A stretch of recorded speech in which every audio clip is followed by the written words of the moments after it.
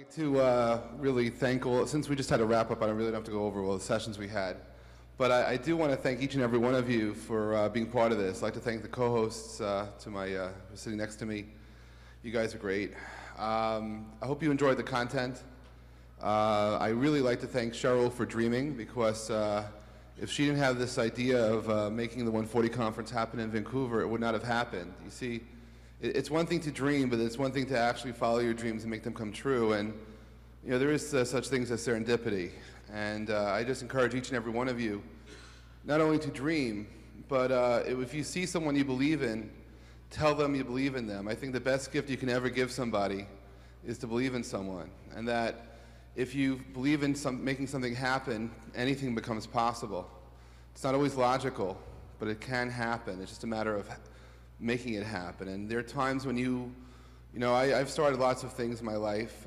These conferences are just not an exception to that. And just because you want to do something, if you listen to all the people that tell you you can't do it, if too many people tell you that, you have to find new friends. Because at the end of the day, you know, it's up to you to sometimes change the world and to affect change and to do things. And if everyone's been doing everything the same way for the last 50 years, doesn't make it the right way. It just makes it the way people are used to doing it. And one of the things that's underlying a lot of the conversations here, and things which people really didn't talk about but living through, are two words: disintermediation and disruption. You see, living in a time where you have openness to information is very challenging if you're a gatekeeper.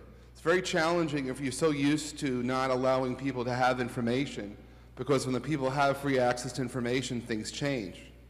And whether you're in the news business, whether you're a citizen of a country, whether you're somebody that just wants to figure out what to do, great things are possible, and we're living through these times right now. The disruption happens because, again, we're changing businesses, we're changing ecosystems, we're changing the way we think and what we do. And I look at this as positive disruption because, you know, change happens sometimes for a reason, sometimes it blindsides you. But if you're trying to understand the way that open communications can change the world, you're in the right place.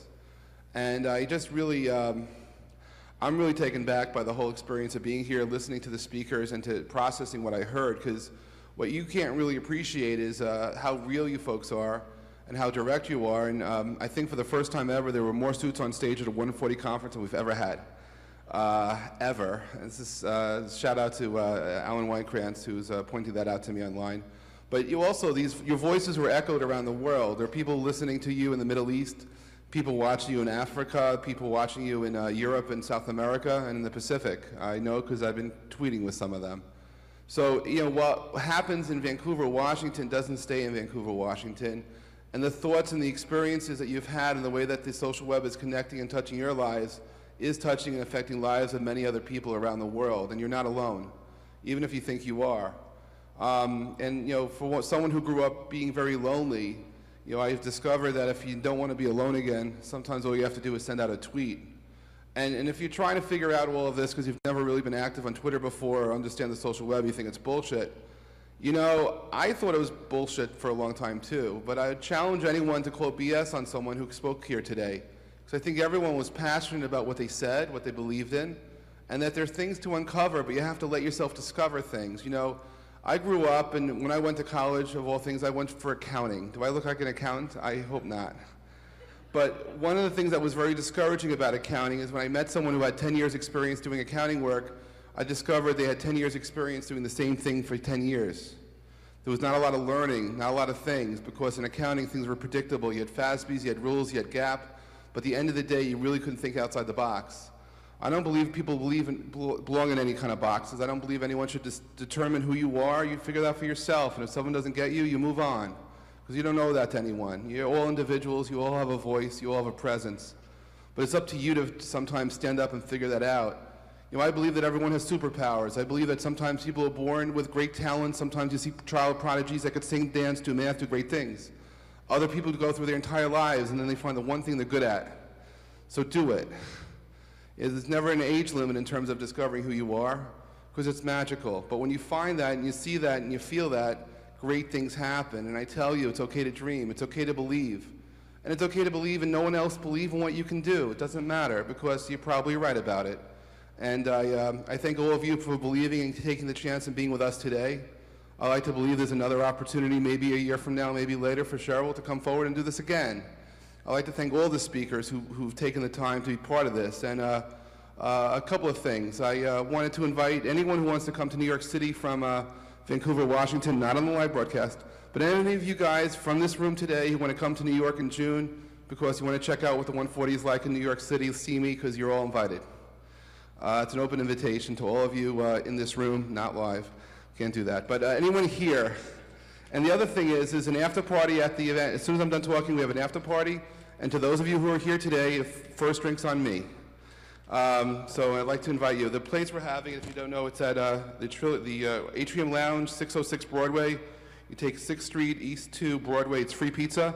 And if you're old enough to drink, the first drink's up on me. So anyway, thanks for being here, part of this experience. On Twitter, I'm at Jeff Pulver. If you have any questions or comments, send them to Cheryl. But if you have, if you'd like to, no, she deserves it. Come on, give Cheryl a round of applause, please. She is awesome.